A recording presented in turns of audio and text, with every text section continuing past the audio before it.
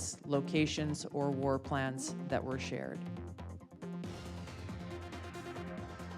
Calls for heads to roll after a massive security breach. A journalist was accidentally added to a Signal messaging group in which the US Vice President, CIA Director, and other top brass discussed a military strike on Houthi rebels in Yemen. A lawsuit has been filed and a federal judge has ordered the chat logs to be preserved. What we're going to be doing is a 25% tariff on all cars that are not made in the United States. If they're made in the United States, there's absolutely no tariff. Vehicles imported into the US will face 25% tariffs starting April 2nd. Same goes for auto parts made overseas. Car prices could rise by thousands of dollars.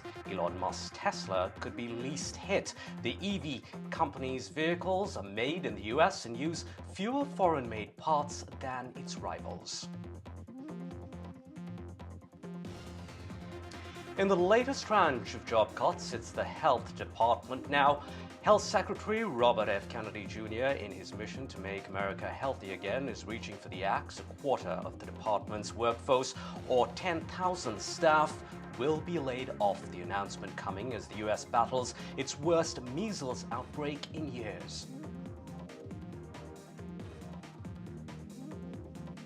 President Trump has issued an executive order that targets another prominent law firm. It's now the fifth time Trump has taken aim at law practices seen to have links to his adversaries. This time, the proclamation cites D.C. law firm Wilmer Hale, which has ties to Robert Mueller, who investigated alleged Russian meddling in Trump's 2016 campaign.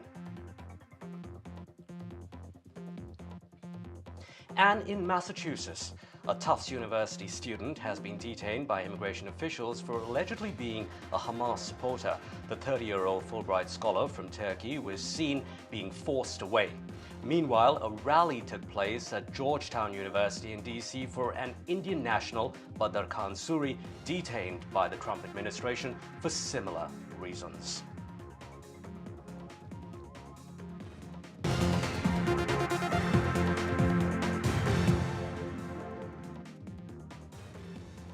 To the week's biggest story, a secret chat group that's no longer secret. A watchdog group is suing high-ranking Trump officials, and in a twist, the judge who has landed the case was only recently under attack by Trump's MAGA base. But first, what exactly happened? It all started off when the top editor at The Atlantic was added to a Signal chat group by mistake where top Trump officials were discussing U.S. plans to bomb Houthi rebels in Yemen. The chat group contained U.S. Vice President J.D. Vance, Defense Secretary Pete Hegseth, Secretary of State Marco Rubio, National Security Advisor Mike Waltz, CIA Director John Ratcliffe, Director of National Intelligence Tulsi Gabbard, and others. Now, in the chat, plans for the strike were debated and revealed. For instance, Defense Secretary Pete Hegseth disclosed the exact time that American fighter jets would take off for strikes against the Houthi rebels or fighters. Information like this is shared on secure government channels by the Pentagon, not a commercial encrypted app like Signal. Now, the White House insists the information shared was not classified. The Atlantic editor waited for the strike to be complete before revealing the breach. He only disclosed more of the chat logs after Trump officials insisted the exchange was not classified. No, I don't think he should apologize. I think he's doing his best. It's equipment and technology that's not perfect, and probably he won't be using it again. Nobody's texting more plans. I know exactly what I'm doing, exactly what we're directing, and I'm really proud of what we accomplished. Successful missions that night and going forward. If this story proves anything, it proves that Democrats and their propagandists in the mainstream media know how to fabricate, orchestrate, and disseminate a misinformation campaign quite well. I'm now joined by Nick Harper, who's been tracking developments here in Washington, D.C. Nick, a few Republican lawmakers saying they would look into the breach, but largely many have rallied behind their colleagues. Where do things stand? That's right, Alistair. We haven't seen many Republicans put their heads above the parapet and said that things need to change, but there have been a few. We've seen some of them call it a mistake, others a screw-up. In particular, one of the very vocal critics has been Senator Tom Tillis of North Carolina. He's calling for a thorough investigation, as is the senator from Alaska, Dan Sullivan. He's called it a mistake. He's also said that the US National Security Team needs to up their game. Now, there is an effort underway, a bipartisan effort, both Democrats and Republicans involved, on the Senate Armed Services Committee to work with the administration and to ask the Defense Department for a detailed assessment of essentially what happened, how it happened, and what went wrong. They want answers on things like whether classified information was disclosed using a commercial unclassified messaging app. And they're also wanting answers on whether there was sharing of information with people, namely the journalist who was mistakenly added to this group, who don't have the necessary national security clearance. They also want to know whether this group violated the Espionage Act by disclosing operational details of those airstrikes before the attack took happen. The big problem, of course, being that the journalist was included, didn't have security clearance, and they want answers as to what went wrong. But it is interesting to note that many Republicans are rallying around the whole of the national security team. Very few of them coming forward to say that major changes need to take place. Right. Nick, what's the mood like behind closed doors at the White House? Yeah, it's a little difficult at the moment to read the mood. Donald Trump has suggested all of this is a witch hunt. He's even said that the messaging app could be defective, without evidence, of course. But he is resisting calls to fire many of the top officials who were involved in this mistake. We have seen some come forward, including many Democrats, saying that there needs to be someone to take responsibility, whether that is Pete Hegseth, the Defense Secretary, or the National Security Advisor, Mike Waltz. They're saying that a person here needs to take responsibility, and they're calling on Donald Trump to axe some of the team. But so far, he's making it very clear that he's behind them. He's saying that there were not major mistakes involved in all of this, and really suggesting that he doesn't need to make any changes to his top team. Nick, before we let you go, there's a lawsuit filed by an advocacy group. Tell us about that. And ironically, the case has landed up with the very judge who is already in the eye of a storm for other reasons. Yeah, that's right, Alistair. Let's deal with the lawsuit first. And this has been brought by a left-leaning transparency group called the American Oversight.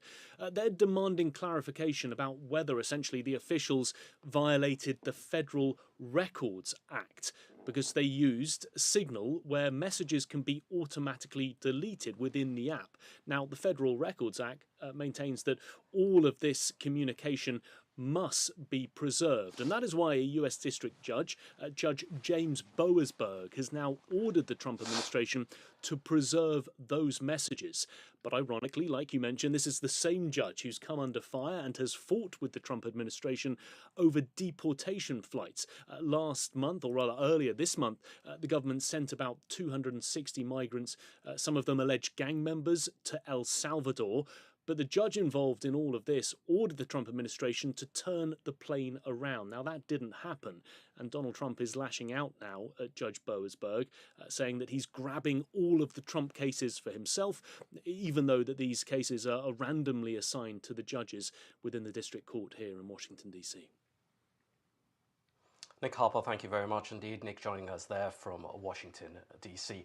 To all the news now, Russian President Vladimir Putin has suggested that the United Nations govern Ukraine temporarily in order to reach a peace settlement. The White House has dismissed the idea. The week also saw Russia and Ukraine holding separate talks with US officials in Saudi Arabia to hammer out a truce in the Black Sea.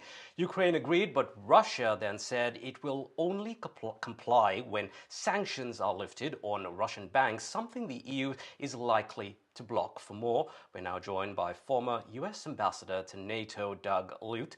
Ambassador Lute, thanks very much indeed for joining us here on Washington Watch. Ambassador Lute, President Putin now wants the UN governing Ukraine, at least temporarily, till elections are held in Ukraine. He pointed out to arrangements seen in East Timor and parts of the former Yugoslavia. Your thoughts? Well, look, Ukraine is governed today by a sovereign, duly elected government, democratically elected government, and it's not in a position to be replaced by anybody, not by a proxy government uh, sponsored by Russia or not by an international body. So the people of Ukraine have made a sovereign decision. And that has resulted in the democratically elected Zelensky government. So there's not a role for governance here by the United Nations in Ukraine. What about talk that Zelensky is past his term? Well, look, the Ukrainian constitution allows for martial law, which has been instituted by the parliament in Ukraine. And during martial law, according to the Ukrainian constitution, elections are suspended. So for now, during martial law, the constitution is being upheld. And by the way, Zelensky has something like 75% favorability ratings among the people in Ukraine. So this is not a matter. This is not a matter of who governs Ukraine. The Ukrainian people have spoken. Now, 2 weeks ago, there was much excitement about the US and Ukraine proposing a 30-day ceasefire, but then Russia said, no, it's just about stopping those attacks on energy infrastructure. Now, this week, we heard about the Black Sea truce, but Russia put conditions there too. Russia clearly dragging its feet. What do you make of Russia's strategy here? Well, I think Putin is playing for time. I mean, this is, we all have to remember where this began more than 3 years ago with an unprovoked Russian invasion of a sovereign neighbor, Ukraine. And now, 3 years later, as there's an attempt, at least an early attempt by the Trump administration to bring the parties into negotiation and perhaps leading to a settlement, there's a strange imbalance that's developed. So, on the one hand, Ukraine and the United States agree on a comprehensive ceasefire. When that position is taken to Russia, Russia narrows that and places conditions on a ceasefire. So only in the air or only at sea, for example. And yet the imbalance is represented by concessions being considered for Russia. So Russia, the aggressor, and Russia, the impediment to an agreed ceasefire. So there's an imbalance, a disparity here that's beginning to become prominent in these talks. Ambassador Lute, at some level, Putin surely knows that Trump's current warmth may change on a dime, really, here. So how much patience do you think US President Trump has with Putin? Well, I'm concerned that patience is not a virtue in this current setting, in this current White House, and I think undoubtedly President Putin understands that. So if he is in fact playing for time, as he imposes roadblocks or uncertainties or impediments to agreement, um, the timeline will extend, and I think the White House will become impatient.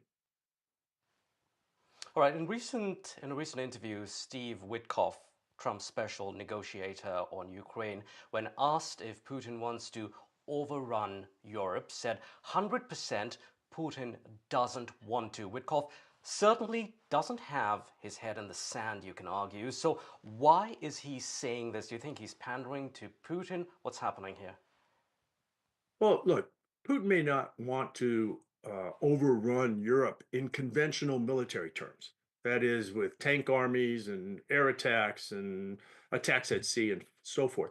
But it is undoubtedly a Kremlin objective to divide Europe from Ukraine, to divide Europe internally, and to divide Europe from the United States. That is a long-standing Russian foreign policy objective. In fact, you might argue it's at the top priority for the Kremlin. So you don't need to do these divisions with military means, if he can do it politically. And arguably, if you look at over the last couple of weeks, the divisions that have arisen within Europe and between Europe and Washington, you can argue that Putin's seeing some progress towards this objective.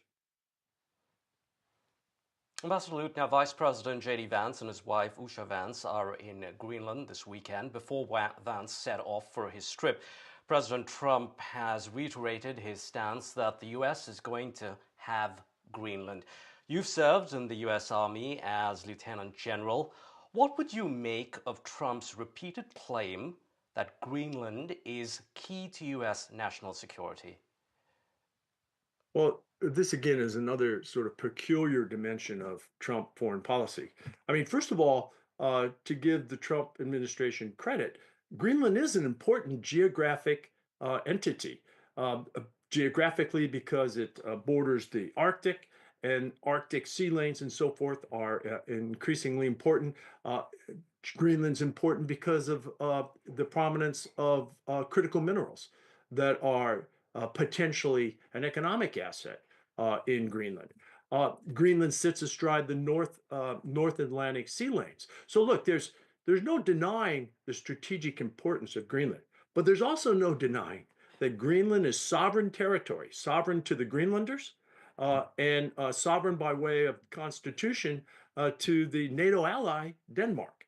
So this is not a question of sovereignty this is a question of sovereignty being potentially denied if somehow strong arm tactics were applied to Greenland. And what's curious about this is that Greenland remains open today to increased support, increased military presence by the United States. There's a military base there now. Greenland remains open to that. Greenland remains open to increased economic ties. Indeed.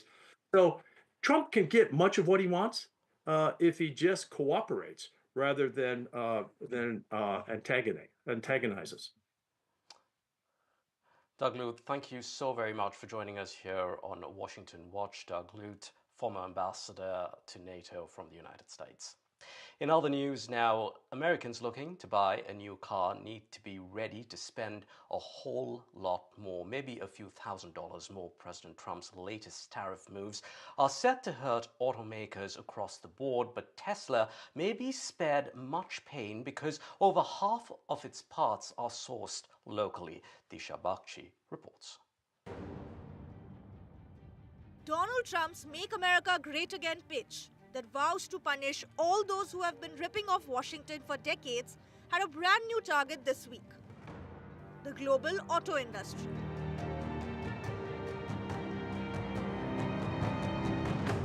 Trump's announcement left world leaders furious, global automakers' shares in a slump, and consumers rattled. Donald Trump has made it clear, in his mission to do the right thing for the country, no one else's interests can stand in the way.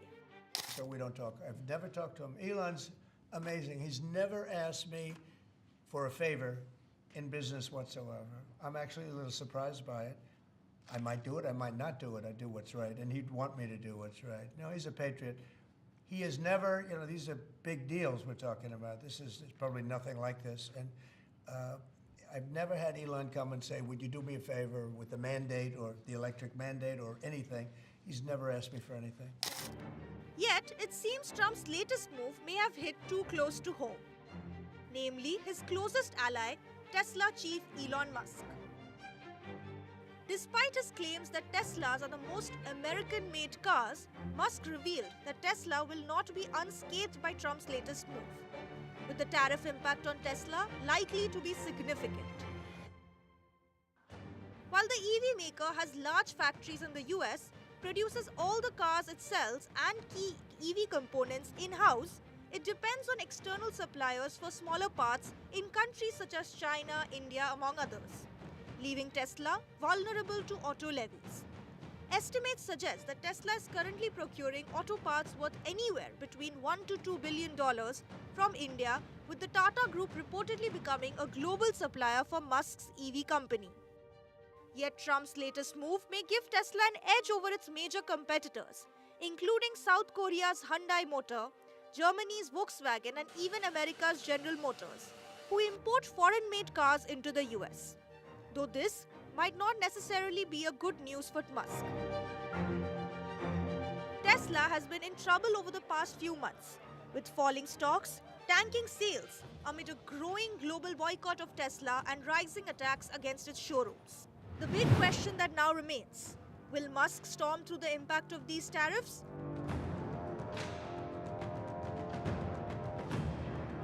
Disha Bagchi for NDTV World. This week has seen the Trump administration confirming that 10,000 workers at the health department will be laid off. They join tens of thousands of other federal employees who've lost jobs as part of the DOGE cuts. We spoke to two such workers, including an Indian immigrant from Gujarat, on what's it been like for them.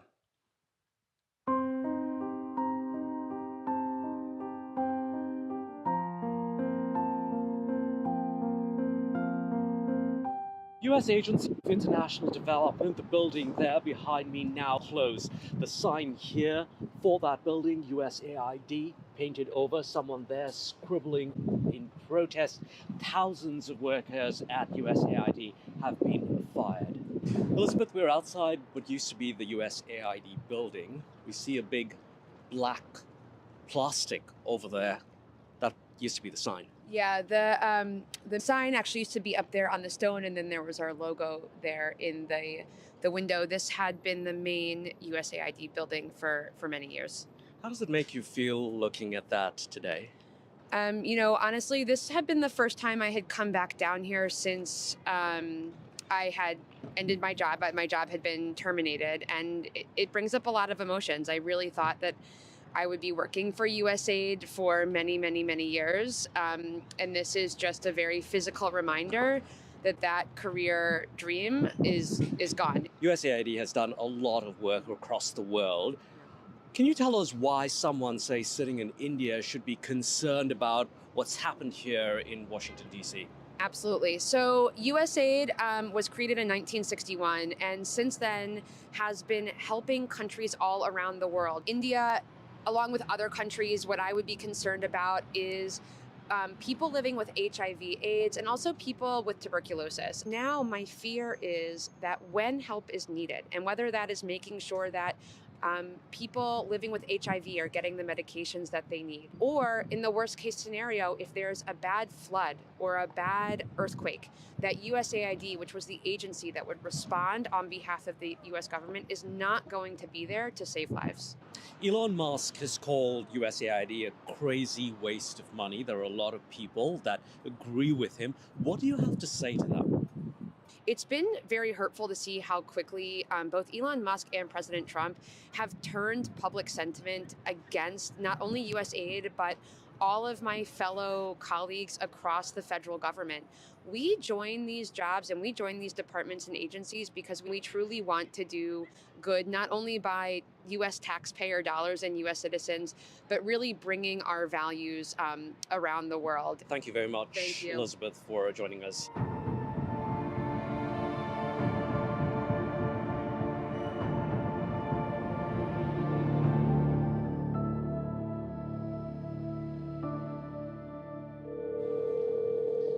Hey. Hey, Allister here.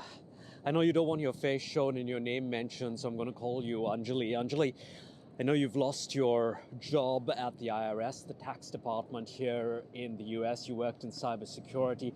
How important a role was that?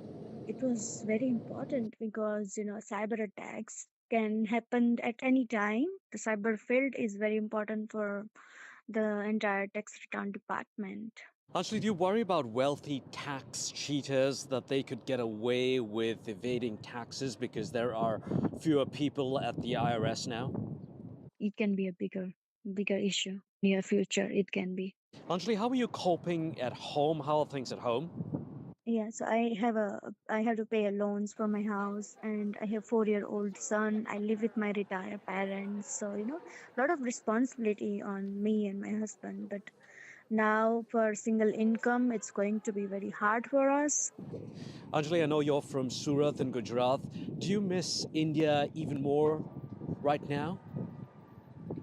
Yeah, I miss a lot, especially now because the weather there. In I believe in a single salary of one household, we can survive in India. Thanks, Anjali. Good luck with the job search. Okay. In Washington, D.C., Allister D'Souza, NDTV.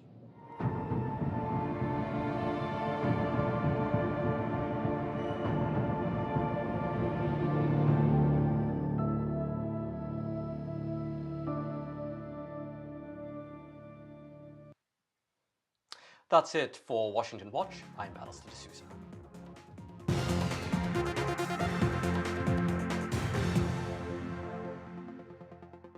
Say hello to the UK's most personalised Mother's Day card. And now get 20% off all cards this Mother's Day. Moonpig.com.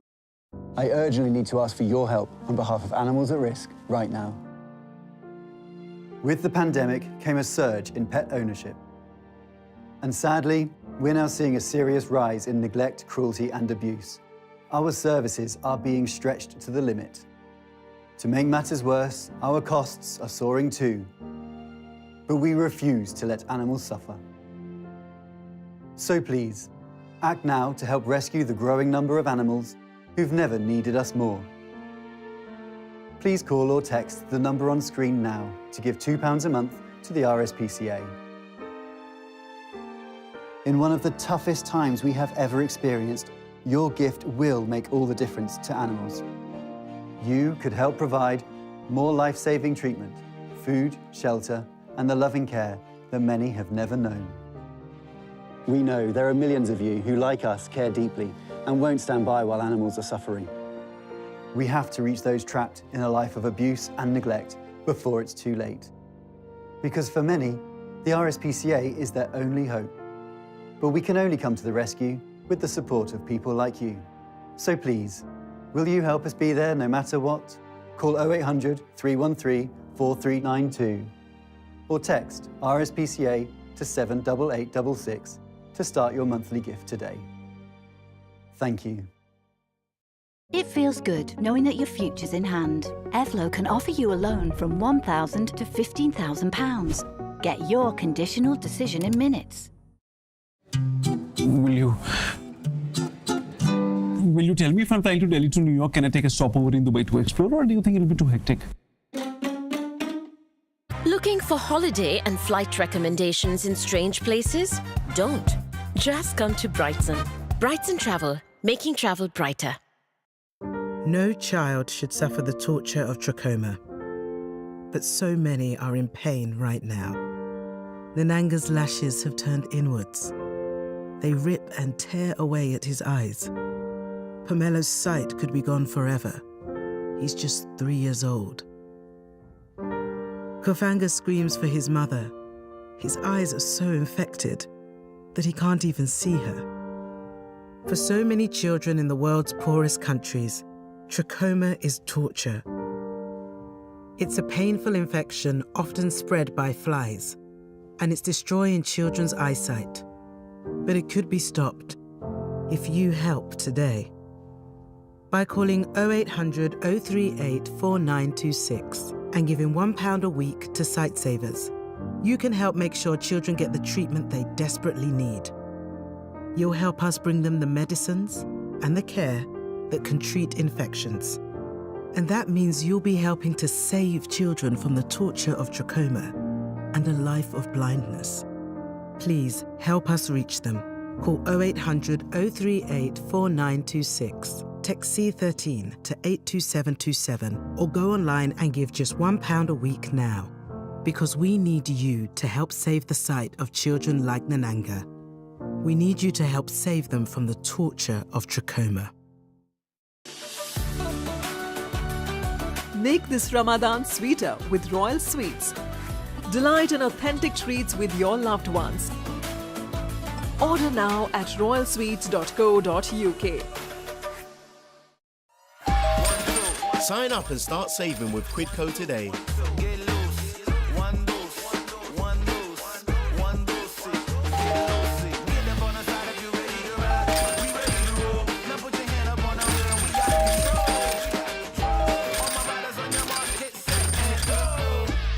Get cashback every time you shop on over 5,000 brands. It always pays to Quidco.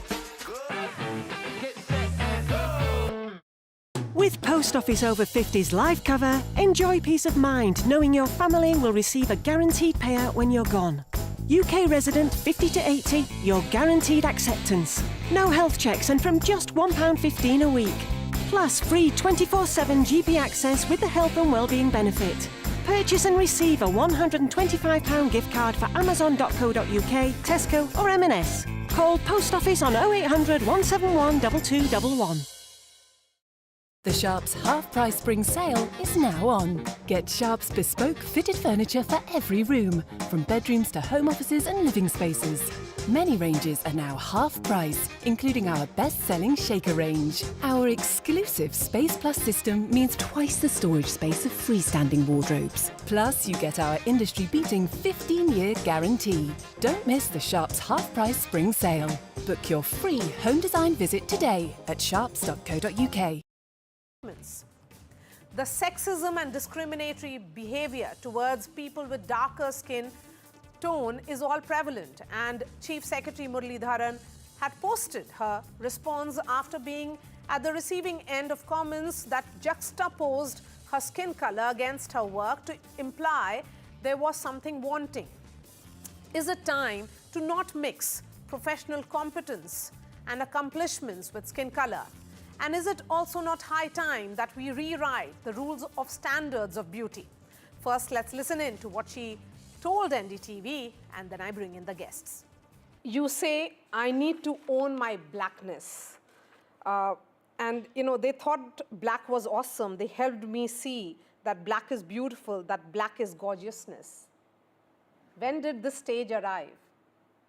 It took a while, you know, because you have to remember that from the tiny age of 4, I have been conditioned into thinking that there was something wrong with black, and over time, you know, when your brain tells you that that this isn't really true, there are way too many how do you say, synapses that have been conditioned into feeling defensive about your color, feeling insecure about who you are because of that color. And I mean, you hide it, of course, but it's there. It's there, and it's there in every single funny dig that is made at you.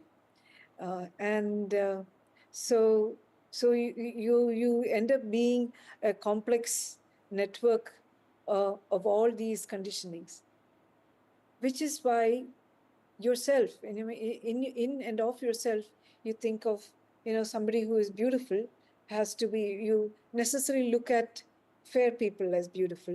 You look at black people and you just pass them over. You don't bother to stop and take a look at who they are and what they look like. And it was my children who started, you know, when they grew old, when they grew of an age, when they, you know, they were no longer children, but people whom I could connect with. And they bring this out and they look at people, and then I look through their eyes, I see something that is quite wondrous. So yeah, it helped to start looking, and then you realize that you had to actually search. You have to consciously tell yourself to look, because otherwise you don't. You've been conditioned not to see. You've been conditioned not to see beauty in anything that is not fair and lovely. Joining me on the show, Tavleen Singh, columnist and senior journalist. We have Dr. Anusha Srinivasan Iyer, filmmaker. Brinda Dige is a woman rights activist, and N.S. Napinai, senior advocate of the Supreme Court. Ms. Tavleen Singh, let me begin with you. For an accomplished woman, a chief secretary, the highest ranking IAS officer of a state, for her to talk about that has made her feel that there is something more wanting in her performance as an IAS officer, what does it say about our society, ma'am? You know, for a start, how did she become chief secretary then? If there is discrimination on the basis of color, she shouldn't have reached the top. To become chief secretary is the highest position in a state. So, you know, as you said in your introduction, there is very definitely a kind of an unspoken or whatever a tendency to want fair skin. But I've never heard of anyone being discriminated on that basis because, most Indians are dark-skinned. So I'm actually quite surprised at this. I really, I'm taken aback. And how did she get to the top if she was being discriminated against all these years?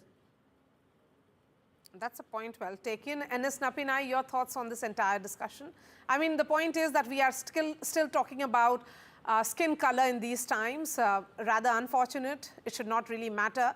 All of you are very, very accomplished women, leading ladies in your own sphere. And still, here is someone who has to really speak out for this nationwide debate. I personally feel that it was a critical red flagging that has happened. If we are going to live in our own bubble, assuming that racism does not exist in India, then it's pretty sad. It's just our bubble, that's all. So, there on one hand, you have laws which clearly militate against any kind of discrimination. And then you have reality, which is starkly different. So, seeing how we are going to bring both together for law or for social pressure to work in reverse is something we will have to look forward to. But to say it doesn't exist or to belittle this lady's achievement by saying if she really had so much trouble, then how did she achieve, I think would not be appropriate, because if she has achieved what she has, it could possibly be in spite of discrimination, right? So we can't really put it past that. If you ask me, have I seen instances of this kind of racism? Yes, I do. Thankfully, I am from the southern part of India. So I personally feel that we do not see as much of this, color forming the basis for deciding a person's merit as much as we do in the north, or at least that's how we are perceived. Our perception is when we come from the south. Calling out, I think, takes a lot of courage, and she has done that. So, Tavleen Singh, you wanted to step in. Please go ahead. Yeah, I had no intention of belittling this lady.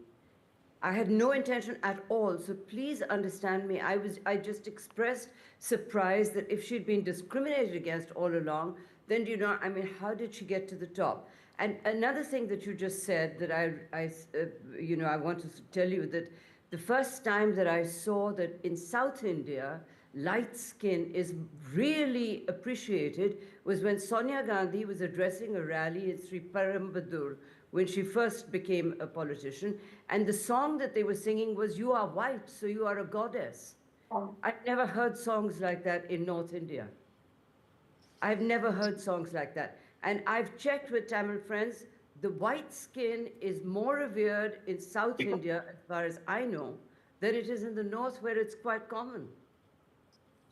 Okay, let's move ahead and bring in the filmmaker, because Anusha, invariably filmmakers, even those who want to feature do a movie in southern India, they are looking for a fair-skinned actor. That's also a reality. Yeah, it's not just the movies. It's the entire South industry that keeps looking for fair and lovely. Dark is not considered beautiful.